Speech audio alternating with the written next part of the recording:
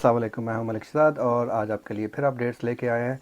पहली वीडियो में मैं बात कर रहा था स्टूडेंट वीज़ा के ऊपर, हमने बड़ी बात की है। उसमें हमने स्टूडेंट वीज़ा कैसे अप्लाई करते हैं, यूनिवर्सिटीज़ कौन कौन सी आपको अप्लाई करनी चाहिए और उसमें क्या क्या रिक्वायरमेंट होती है, वो सारी डिटेल्स मैं बता चुका हूँ। उसके बाद फिर एक वीडियो मैंने उस पर भी की थी कि स्पाउस वीज़ा आप कैसे अप्लाई करवा सकते हैं अपनी वाइफ का, तो उसका भी मैंने आपको सारी डिटेल बता दी थी। अब एक और बात है कि स्टूडेंट आके फिर करेगा क्या यहाँ पे, उसके बाद उसके पास फर्दर ऑप्शंस क्या है। तो जो आजकल ज़्यादातर ऑप्शन चल रही है, जो यूके गवर्नमेंट ने अलाउ किया हुआ है, वो ये है कि आप आएँ अपनी डिग्री मुकम्मल करें। अगर आप मास्टर कर रहे हैं तो 1 साल में, और अगर आप ग्रेजुएशन के लिए आए हैं तो आपको 3 साल के बाद उसकी ग्रेजुएशन होगी। ठीक है, 3 साल भी है, 4 साल भी है। 4 साल इस सेंस में है कि अगर आप फाउंडेशन कोर्स में आए हैं तो 1 साल आपको फाउंडेशन करनी पड़ेगी और उसके बाद 3 साल आपको अपनी ग्रेजुएशन कंप्लीट करनी पड़ेगी। ग्रेजुएशन कंप्लीट करने के बाद आप ग्रेजुएट वीज़ा अप्लाई करेंगे, जो कि आपको फर्दर 2 साल के लिए वर्क परमिट मिल जाएगा। ठीक है, तो इस तरह आप यूके में रह के काम कर सकते हैं। इसमें आप इसके साथ आपकी फैमिली का भी वीज़ा आपके साथ हो जाएगा। तो आपको अगर एज ए ग्रेजुएट आप आ रहे हैं तो आपको 4 साल एटलीस्ट वेट करना पड़ेगा, उसके बाद आपको वर्क परमिट मिलेगा।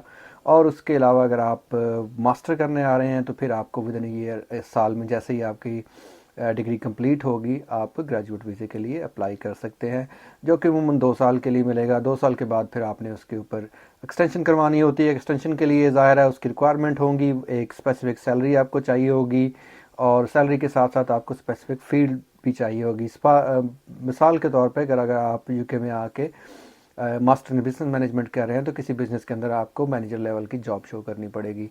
अगर आप हेल्थ केयर में आ रहे हैं, जैसे आप नर्सिंग पढ़ने आ रहे हैं, तो आप नर्सिंग के बाद आपको किसी हॉस्पिटल में जॉब शो करनी पड़ेगी। उसके बाद ही आपका ग्रेजुएट वीज़ा जो है वो एक्सटेंड होगा। इतना मुश्किल नहीं है, एक्सटेंड हो रहे हैं। यहाँ पे लोगों को स्टाफ चाहिए होता है। अगर आप आते हैं, प्रॉपरली पढ़ते हैं और उसके बाद आप अपनी फील्ड में जॉब देख लेते हैं तो देयर इज़ मच चांसेस कि आपको आपके ही फील्ड के अंदर वीज़ा मिल जाएगा और आपकी फिर 5 साल के बाद जो भी इंडेफिनेट होना है वो आपका हो जाएगा। लेकिन उससे पहले आपको डिग्री कंप्लीट करना बहुत ज़रूरी है, उसके बगैर आपका नहीं होगा। फाउंडेशन कोर्स में जो लोग आते हैं उनको ज़्यादा पैसे भरने पड़ते हैं ऑब्वियसली। 1 साल फाउंडेशन का और फिर 3 साल उससे 4 साल की फ़ीस देनी पड़ती है। तो मेरा मशवरा यही होता है कि अगर आप ग्रेजुएशन के बाद पाकिस्तान से यहाँ के लिए आना आएँ तो ज़्यादा बेहतर होगा। फिर आप 1 साल का मास्टर है, 1 साल की फ़ीस देनी है, उसके बाद आपके लिए वर्क परमिट ईजिली हो जाता है, आपको ग्रेजुएट वीज़ा मिल जाता है। तो आपके चांसेस ज़्यादा होते हैं और आपको पैसे भी कम करने पड़ते हैं, क्योंकि आप देख लें 1 साल और 4 साल का डिफरेंस देख लें। 1 साल में आपकी अगर 10,000 फ़ीस है तो 4 साल में आपकी 40,000 फ़ीस होगी।